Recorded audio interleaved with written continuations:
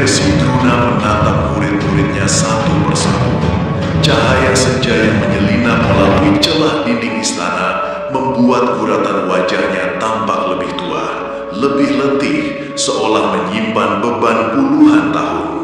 Lalu suara itu akhirnya keluar, pelan namun menggetarkan. Dahulu aku bukan siapa-siapa. Namaku Bambang Kumbayana. Dan sahabatku, sahabat terkasihku itu bernama Raden Sucitra. Ia berhenti sejenak, seolah bayangan masa mudanya kembali menembus batas waktu. Kami diasuh oleh Resi Bharadwaja di atas angin. Dua anak ingusan yang tidur di tikar yang sama, makan dari piring yang sama, dan bermimpi tentang dunia yang lebih besar. Sucitra sering berkata, apapun yang telah kami dapatkan, akan kami bagi berdua. Nada suara Resi Druna menggendur, bagai terseret angin masa lalu. Tapi takdir memanggilnya lebih dulu. Raden Sucitra pergi ke tanah Jawa untuk menjemput haknya sebagai putra Prabu Drupara, Raja Duhyapura yang telah runtuh diserang Prabu Bahlika. Hanya pusaka kerajaan yang selamat diselamatkan oleh Patih Suganda yang kemudian membangun kerajaan baru, Pancala. Keberuntungan menyertai Sucitra. Berkat bantuan Prabu Pandu, ia menjadi menantu Prabu Gandabayu, nama baru Patih Suganda, dan kemudian naik tahta sebagai Raja Pancala. Sejak itu, ia dikenal sebagai Prabu Drupada. Bertahun-tahun kemudian aku datang menyusul sahabatku dengan hati yang penuh harap. Kalian tahu apa rasanya melihat sahabat masa kecil duduk di atas tahta? Bahagia sekaligus getir. Dia menyambutnya, hangat tapi sejenak. Namun Kumbayana sadar ada jarak yang dulu tak pernah ada. Ada tembok kekuasaan yang bahkan persahabatan sekalipun tidak mampu menembusnya. Aku tak datang menagih janji lama. Hanya memohon seekor sapi perah untuk Aswatama, untuk anakku. Namun jawaban Prabu Drupada datang dengan angkuh, bagai tombak yang menancap di dada. Kembalilah. Jika kau ingin sedekah, aku bisa memberimu 100 per sapi. Sedekah, itu kata yang membuat darah Kumbayana mendidih. Aku datang sebagai sahabat, bukan pengemis. Aku datang sebagai sahabat, ujar Resi Druna. Suaranya bergetar menahan amarah yang masih tersisa. Bukan pengemis. Perselisihan pecah. Kata-kata menjadi senjata. Benturan dua dunia, masa kecil yang hangus kontra kemegahan seorang raja. Di tengah keributan itu, tanpa mengerti persoalan yang sesungguhnya, Arya Gandamana muncul dan menyerang Kumbayana. Pukulan demi pukulan menghancurkan wajah, harga diri, dan masa lalu yang pernah dipuja. Dan sejak saat itu, lahirlah dendam yang bahkan waktu tak bisa menyembuhkan.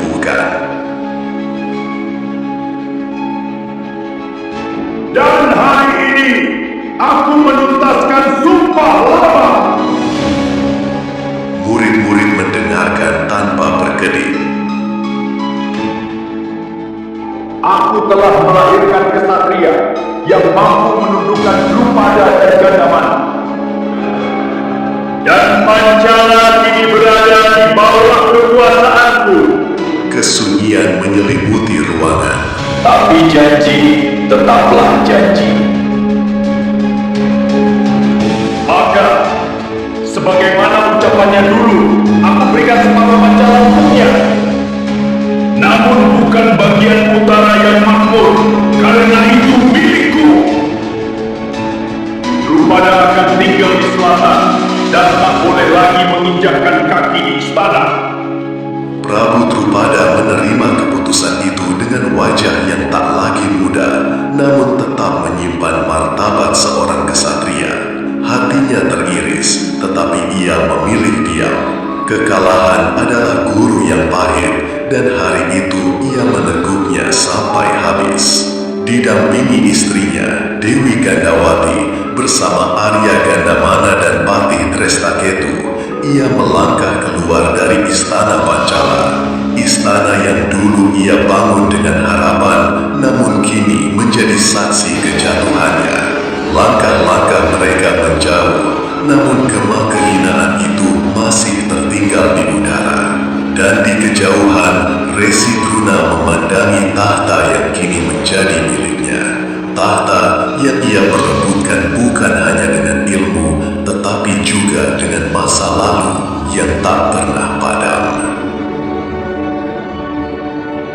Tanah Cempala tandus, keras dan jauh dari suara gemericik sungai Pancala Utara. Namun di tanah keras inilah Prabu Drupada memilih membangun kerajaannya yang baru, Cempala Raja, simbol dari tekad yang enggan tunduk pada nasib. Petang hari, Drupada berdiri di pelataran keraton. Angin panas merayap lewat celah-celah batu seakan menggigit kulit. Dari kejauhan, ia menatap bentangan tanah yang dipaksanya menjadi kerajaan. Di sampingnya, Dewi Gandawati menunggu dengan sabar. Sejak kekalahannya di tangan Druna dan para muridnya di Hastina, malam-malam Drupada tidak lagi damai. Ia tidak hanya kalah secara fisik, ia dipermalukan oleh seorang sahabat masa kecil yang kini diagungkan sebagai guru besar kesatria. Yang paling menyakitkan bagi Drupada bukanlah kekalahan itu, tetapi pemandangan Pandawa dan Kurawa yang berlutut patuh di kaki Druna. Murid-murid itu mengangkat nama Druna lebih tinggi daripada dewa. Bagaimana bisa batin Drupada sering bertanya sendiri, bagaimana bisa Druna, si anak Brahmana miskin itu, mendapat 100 murid yang setia, sementara aku, Raja Pancala, dipaksa merangkak di tanah di hadapan mereka. Iri, sakit hati, menyala seperti api yang tak mau padam, dan dendam itu terus menggelegar mengubah keheningan malam Cempala Raja menjadi bara. Di dalam istana, 3 anak Drupada tumbuh tanpa tahu betapa besar badai di hati ayahnya. Drupadi, sungguh bijaksana dan penuh intuisi. Sri Kandi, tengah liar, bebas dan bertakat memanah. Dristajumena, bungsu, lembut namun tajam, seolah tercipta untuk membawa harapan baru. Sementara itu, di sisi kerajaan berdirilah sosok besar Mbak Gunung, Arya Gandamana. Lebih dari siapapun, ia ingin menuntut balas pada Druna. Paduka hanya perlu memberi perintah. Hamba akan menghabisi Druna meski harus berjalan ke Hastina seorang diri. Drupada menggerak. Tidak, Gandamana. Bukan itu caraku membalas dendam. Gandamana menatap rajanya penuh heran. Drupada kemudian berkata dengan suara rendah seakan menyimpan rencana hitam yang telah lama tunggu. Druna telah memalukan aku lewat murid-muridnya. Maka aku akan melakukan hal yang sama. Pagi Cempala Raja tidak pernah ramah. Langit sudah terik sebelum matahari benar-benar naik. Di pagi itu, Prabu Drupada memanggil putra bungsunya, Raden Drestajumena ke pendopo. Drestajumena berdiri dengan rasa ingin tahu. Anakku, ada ilmu yang tidak bisa kau dapatkan di sini, di tanah kita ini.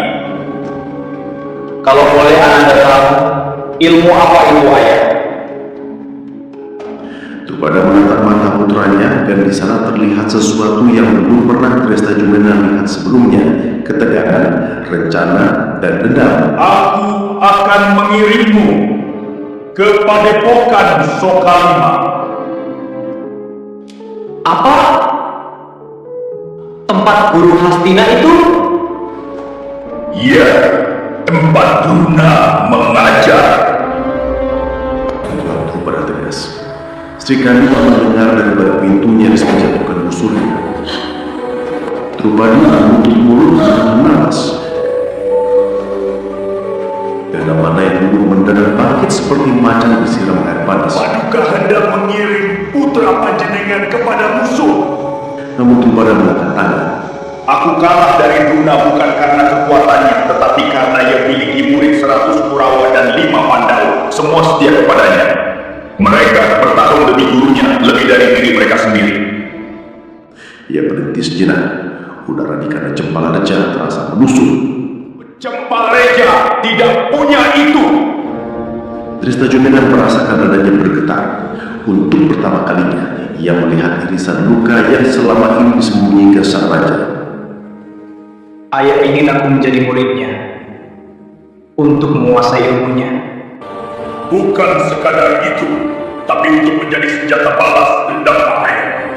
Kenapa hendak protes, namun Drupada menatapnya tajam. Baduka!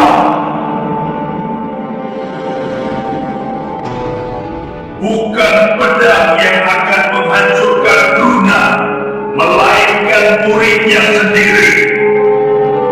Keesokan harinya, Prabu Drupada mengantar anaknya sendiri menuju padepokan Sokalima. Mereka berangkat tanpa arah-arah, hanya temani dua pengawal. Jalanan menuju Sokalima dilalui dengan hening, hanya gerak kuda dan tarikan napas Drestadjumena yang terdengar jelas. Padepokan itu terlihat dari kejauhan, pendopo kayu yang kokoh, halaman latihan luas, dan aura disiplin yang terpancar dari setiap sudut.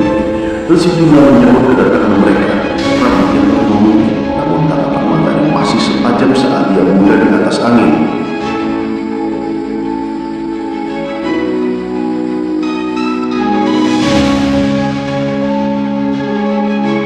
Drupada, masihkah kita sahabat? Drupada merentangkan tangan berpelukan dengan orang guru yang anggap saudara. Biarkan masa lalu menjadi masa lalu. Setelah percakapan ringan untuk menyingkirkan kecemburuan, Drupada mengutarakan maksudnya. Aku datang membawa putraku, Raden Drestadjumena. Aku ingin dia menjadi murid. Druna memperhatikan pemuda itu dan menunjuk kepala dan kaki. Ia tampak cerdas dan berwibawa. Ya, ia memiliki sinar satria. Namun perlu kau tahu Drupada, Drestadjumena akan menjadi murid Sokalima di bawah syarat Hastina. Siapapun yang belajar di sini wajib menjadi sekutu Hastina. Drupada mematak mata sahabat utamanya tanpa gentar. Pancala Selatan tetap menjadi sekutu Hastina selama di bawah kami tidak diinjak lagi. Sebuah kesepakatan halus, rapuh seperti benar, namun cukup kuat untuk mengikat dua takdir besar. Druna melembut bahu Drestadjumena. Mulai hari ini kau putraku di bidang ilmu. Belajarlah. Kelak dunia ksatria akan menguji hatimu lebih dari ototmu. Drestadjumena membungkuk dalam-dalam. Drupada menatap punggung anaknya, punggung seorang putra kandung yang ini harus ditempa oleh orang yang telah akan dia tantang. Ketika ia meninggalkan pada bulan itu, tangan Sokalima berhembus dingin, seakan tahu bahwa hari itu sebuah takdir baru telah tercetak. Dari tanah Cempala Reja, seorang ayah melepaskan anaknya menuju medan takdir, dan dari padepokan Sokalima, dunia kesatria menerima satu jiwa yang kelak membuat sejarah. Di pagi yang lengang, langkah Resi Warabisma terdengar mantap menyusuri lorong-lorong Hastina. Rambutnya yang memutih diterpa cahaya matahari, jubahnya berkibar tenang, membawa wibawa seorang tua yang telah melihat ribuan peristiwa. Ia berjalan perlahan menuju Sri Balarumah, Balai Agung, tempat keputusan besar kerajaan diambil. Saat Bisma memasuki pintu utama, para abdi kerajaan menunduk hormat. Di dalam Balairum, para sesepuh dan bangsawan utama sudah berkumpul. Hari itu bukan hari biasa. Adipati Dretarastra memanggil para pemangku kebijakan. Resi Warabisma, Dewi Gandari, Raden Yamawidura, Pati Sangkuni, Resi Druna, serta Resi Krepa. Kini mereka duduk membentuk lingkar musyawarah yang tegak, menunggu keputusan yang akan mengubah arah Hastina. Para sesepuh, kita berkumpul untuk membahas keberhasilan Pandawa. Prabu Drupada dan Arya Gandamana telah ditangkap. Kini setengah wilayah Pancala menjadi hak Resi Druna. Sedang Drupada mundur ke selatan dan membangun negara baru, Cempala Reja. Keberhasilan ini membawa perubahan besar. Hastina harus bersikap bijak.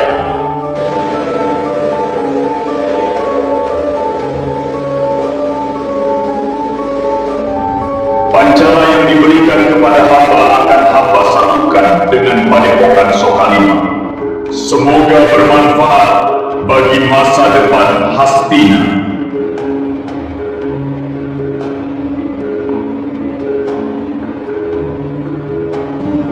Namun, kita juga tak bisa menutup mata. Tidak satu pun anak Kurawa yang berhasil.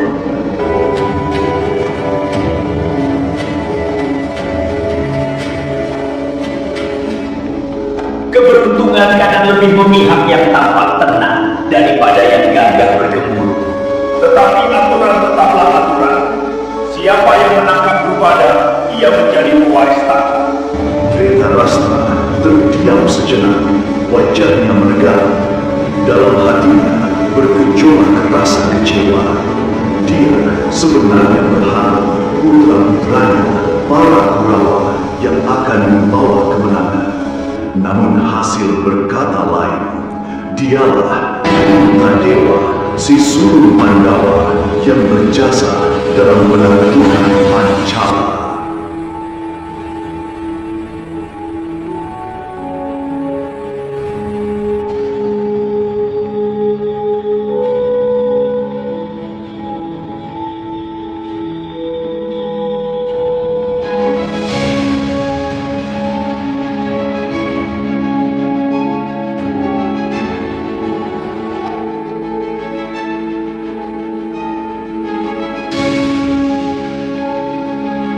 Suasana berubah hikmat. Puntadewa masuk dengan langkah perlahan. Diikuti Bima, Arjuna, Nakula, dan Sadewa. Barayun Hastina mendadak senyap. Semua mata tertuju pada sosok berwibawa yang tetap rendah hati, Raden Puntadewa.